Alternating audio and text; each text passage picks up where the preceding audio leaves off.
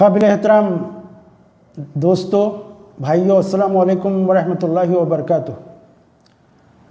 میں کوئی انالسٹ یا تجزیہ نگار نہیں ہوں، ایک عام اسلام پسند یعنی اسلامسٹ انسان ہوں، اور اس حیثیت سے یعنی ایک عام مسلمان کی حیثیت سے جب اس وقت دنیا کے موجودہ حالات پر نظر ڈالتا ہوں تو ایسا لگتا ہے کہ دنیا اس وقت ایک آتش فشاں کے دہانے پر کھڑی ہو گئی ہے، اور میں یہ باتیں اپنے مسلمان بھائی بہنوں کو اور دنیا کے تمام انسانوں کو بتانا چاہتا ہوں کہ بڑا خطرناک مرحلہ ہے جہاں پر ہم پہنچ چکے ہیں۔ جس آتش فشاں کے کنارے دنیا اس وقت پہنچ چکی ہے، اس کا دوسرا نام ہے تھرڈ ورلڈ وار یعنی تیسری عالمی جنگ۔ اور میں لوگوں کو بتانا چاہتا ہوں اور دنیا جانتی ہے کہ اگر تھرڈ ورلڈ وار ہو گئی تو یہ دنیا کے سارے ممالک اور سارے انسانوں کے لیے ایک تباہ کن جنگ ہوگی۔ جیسا کہ کسی نے مزاحاً کہا تھا کہ میں نہیں جانتا کہ تیسری عالمی جنگ کن ہتھیاروں سے لڑی جائے گی، لیکن اگر چوتھی عالمی جنگ ہوگی تو وہ ڈنڈوں اور لکڑیوں سے لڑی جائے گی، یعنی دنیا اتنی تباہ ہو جائے گی کہ اگر لڑنا پڑا تو وہ ڈنڈوں اور لکڑیوں سے لڑے گی۔ آج جو مخالفت ہے، دشمنی ہے اور جنگ کا ماحول پیدا کیا گیا ہے، وہ دراصل جن کے نشانے پر ہیں، جو نشانے پر ہیں وہ مسلمان، اسلام اور اسلامی ممالک ہیں، خاص طور سے گلف کے اسلامی ممالک۔ دنیا کے کونے کونے میں اس وقت مسلمانوں پر ظلم کے پہاڑ توڑے جا رہے ہیں، اور اسلامی اور مسلم ممالک کو تباہ کرنے کی ایک سازش گزشتہ تقریباً جب سے رشیا کا زوال ہوا ہے USSR کا، اس کے بعد سے اسلامی ممالک کو دشمن بنا کر پیش کیا جا رہا ہے، مسلمانوں کو ایک ظالم کی حیثیت سے پیش کیا جا رہا ہے، اور انیسیسریلی انوسنٹ مسلمانوں کو اور انوسنٹ اسلامی ممالک کو تباہ کرنے کی کوشش کی جا رہی ہے۔ جو ممالک اب تک تباہ کیے گئے اس میں افغانستان شامل ہے، لیبیا ہے، عراق ہے، سیریا یعنی شام ہے، یمن ہے، اور مصر ہے یعنی ایجپٹ ہے۔ بہت سے ممالک کو ابھی تباہ کیا گیا، اور مزید اب جو لسٹ پر ہیں اور نمبر پر لگے ہوئے ہیں وہ ہیں ایران،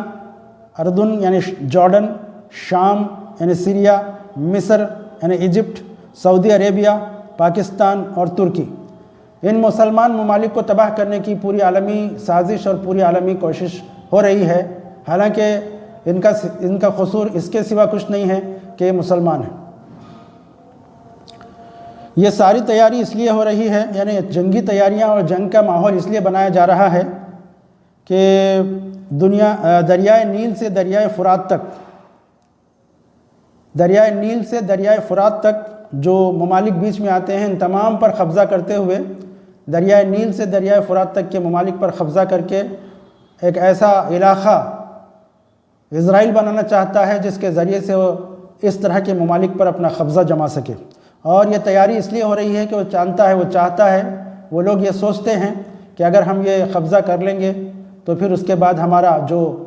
مسیحا ہے وہ آئے گا، یعنی جس کو وہ لوگ مسیحا کہتے ہیں اور ہم اس کو دجال کہتے ہیں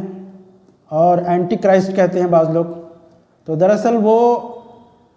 عیسیٰ علیہ السلام کے انتظار میں ہیں، حالانکہ عیسیٰ علیہ السلام دنیا میں آ چکے، لیکن انہوں نے ان کو صلیب پر چڑھانے کا انتظام کیا۔ یہ اور بات ہے کہ اللہ تعالیٰ نے انہیں آسمان پر اٹھا لیا، لیکن آج بھی وہ اسی انتظار میں ہیں کہ مسیح آئیں گے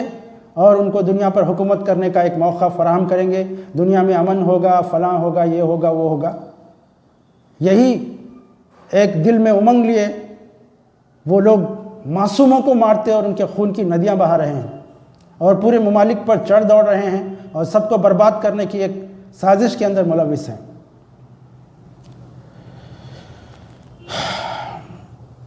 گلف میں پھیل رہی جنگ اصل کوئی زمین کی جنگ نہیں ہے ایک لحاظ سے دیکھا جائے تو، بلکہ یہ مذہبی جنگ ہے۔ جس طرح سے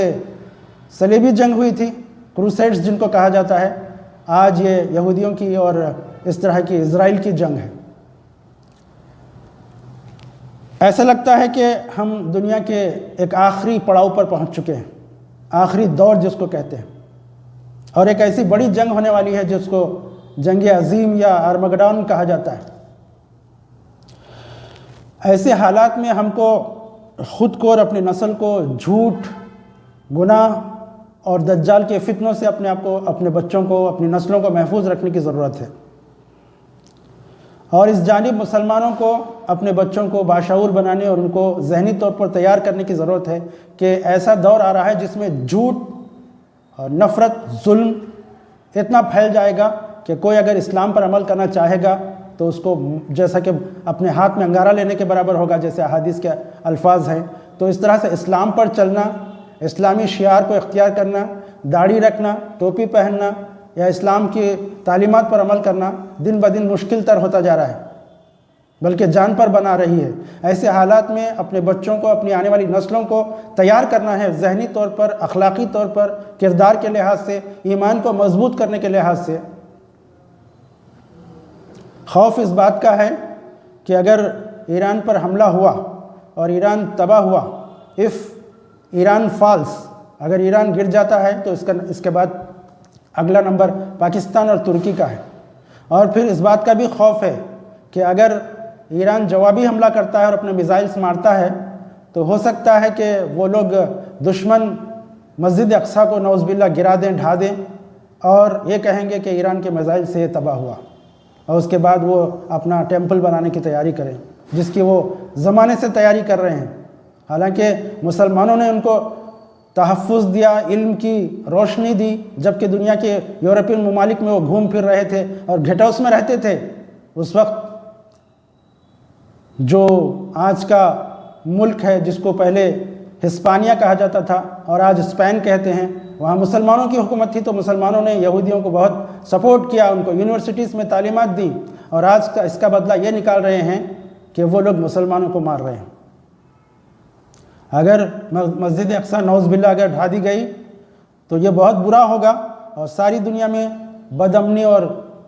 گڑبڑ پھیل جائے گی، جنگیں پوری پھیل جائیں گی۔ ایسے حالات میں مسلمان ممالک کو اتحاد کی ضرورت ہے کہ وہ متحد ہو جائیں، ورنہ ایک ایک کر کے سب کا نمبر نعوذ باللہ آنے والا ہے۔ اور بحیثیت ایک عام مسلمان ہم سب کو اس بات کی کوشش کرنا ہے کہ ہم اسلام کی بقا اور سربلندی کے لیے دعا کریں، اور سورہ کہف کی تلاوت کریں، اور اپنے بچوں اور اپنے آنے والی نسلوں کو اسلام سے وابستہ رکھیں، ان کے ایمان کی مضبوطی کی تیاری کریں، ان کو ذہنی اور مینٹلی تیار کریں کہ آنے والے دور میں اپنے آپ کو گناہوں سے، برائیوں سے، ظلم سے بچاتے ہوئے اسلام پر قائم رہنا ہے۔ اپنی پوری تیاری کے ساتھ، اپنی پوری اسلام پر عمل کے ساتھ اگر ہم رہیں گے تو اللہ کی مدد ضرور آئے گی۔ اور عیسیٰ علیہ السلام جب آئیں گے تو اس وقت اصل جو صحیح اور سچے عیسیٰ علیہ السلام ہیں، جب وہ دنیا میں آئیں گے تو پھر امن پھیلے گا اور اسلام کا بول بالا ہوگا۔ اللہ تعالیٰ سے دعا ہے کہ ہمیں اس وقت تک زندہ رکھے، ایمان کے ساتھ دنیا میں زندہ رکھے، اور ایمان کی حالت میں ہمیں دنیا سے اٹھائے۔ السلام علیکم ورحمۃ اللہ وبرکاتہ۔